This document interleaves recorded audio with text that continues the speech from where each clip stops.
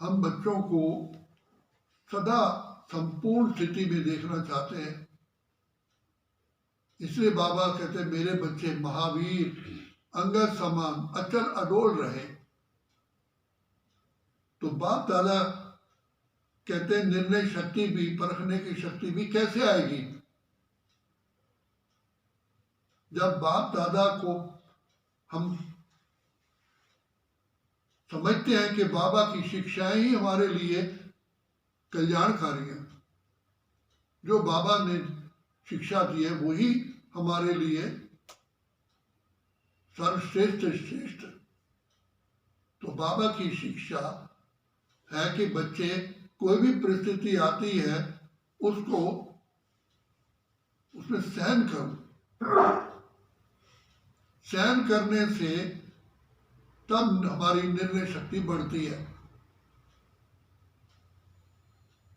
तो जितना हम सहन शक्ति को बढ़ाते जाएंगे तो सहन शक्ति आती है बाबा की याद से, क्योंकि सर्वशक्ति का दाता बाबा है। तो जब तक सहन शक्ति नहीं होती है, समाने की शक्ति नहीं होती है, तब तक निर्णय शक्ति भी नहीं आती, क्योंकि सहन तो किया नहीं पर समाया नहीं। तो बाप दादा कहते हैं कि बच्चे जो मेरी याद की छत्र छाया में रहते हैं उनके अंदर अपने आप ही सहन शक्ति आ जाती है, समाने की शक्ति आती है, बड़ी दिल वाले बन जाते हैं।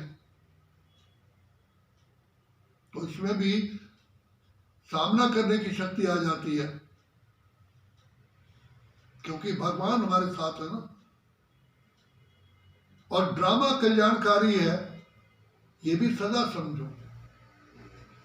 इसलिए भगवान ने अर्जुन को कहा कि अर्जुन जो हो चुका है उसमें भी भला है, और जो होने वाला है वो और ही अच्छा है,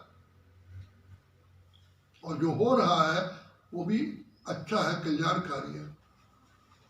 तो एक बात में निश्चय रखना पड़ता है कि भगवान, हजारों भुजाओं वाला भगवान की दुआएं, आशीर्वाद, प्यार मेरे ऊपर है।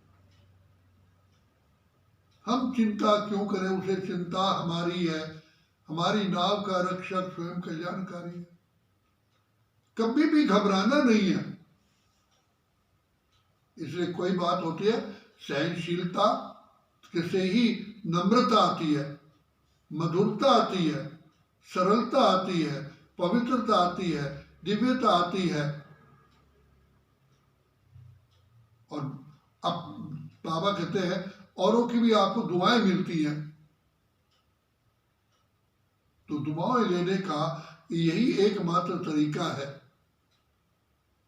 तो जिसकी फाउंडेशन है अंतर्मुखता, अर्थात अपने को आत्मा समझ करके जब हम आत्मा समझते हैं तो बाबा की याद ऑटोमेटिकली आती है,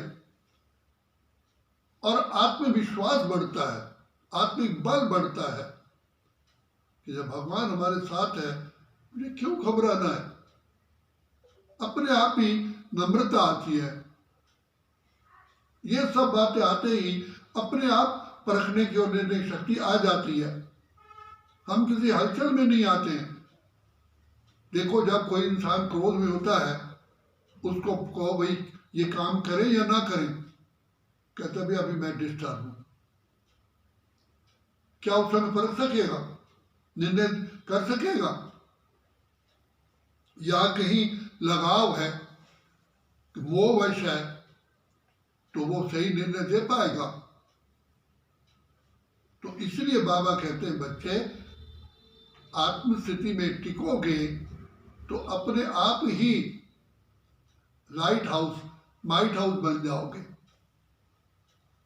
और लाइट हाउस, माइट हाउस बनते ही यथार्थ आप परख जाओगे, यथार्थ सत्यता, क्योंकि सबसे बड़ा सत्य है मैं आत्मा हूं।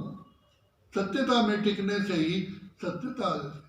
फिर क्यों, क्या, ये नर्वसनेस कभी नहीं आएगी। क्यों? और फिर बाबा ने जो कहा कि बच्चे तुम तो पाठधारी एक्टर हो, तो पाठधारी एक्टर की भी ये स्मृति रहेगी, मैं केवल पाठ बजा रहा हूं, ड्रामा। हर आत्मा का अपना पार्ट है। जब ये बात आएगी तब आप समझोगे, आप अचल अडोल रहोगे, और भाई इसका पार्ट है। भाभी, जिसको बाबा ड्रामा कहते हैं, भाभी भाभी अटल है, और इसमें भी कल्याण समाया हुआ है। बाबा जब अव्यक्त हुए तो जितनी भी संदेश पुत्रियां गई पतन में, बाबा दिखाई देता था। वापिस लौट के आते थे, बाबा ने पूछे किससे, दूसरे दिन गए, बोर्ड पर लिखा था ड्रामा भाभी तारे ना टरे।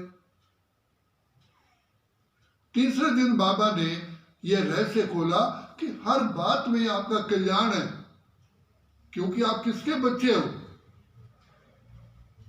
कल भी बाबा ने कहा भले शरीर छूट जाए लेकिन तुम्हारी खुशी ना जाए, क्योंकि तुम किसके बच्चे हो, विधाता पार ब्रह्म परमेश्वर सर्वशक्तिमान के सागर और भंडार के बच्चे हो। तो जब हम इस स्थिति में रहते हैं तो हम अचल डोल रहते हैं, तब हम परख भी सकते हैं, निर्णय भी कर सकते हैं, और हमारे अंदर धैर्यता का गुण भी आता है, अदरवाइज नहीं आएगा। तो पहला पहला निश्चय है कि मैं बाबा की छत्र छाया में पलने वाली आत्मा हूं, मेरे सिर पर दुआओं का हाथ। तो कभी भी हलचल में नहीं आओ। हलचल वाली चीज कभी भी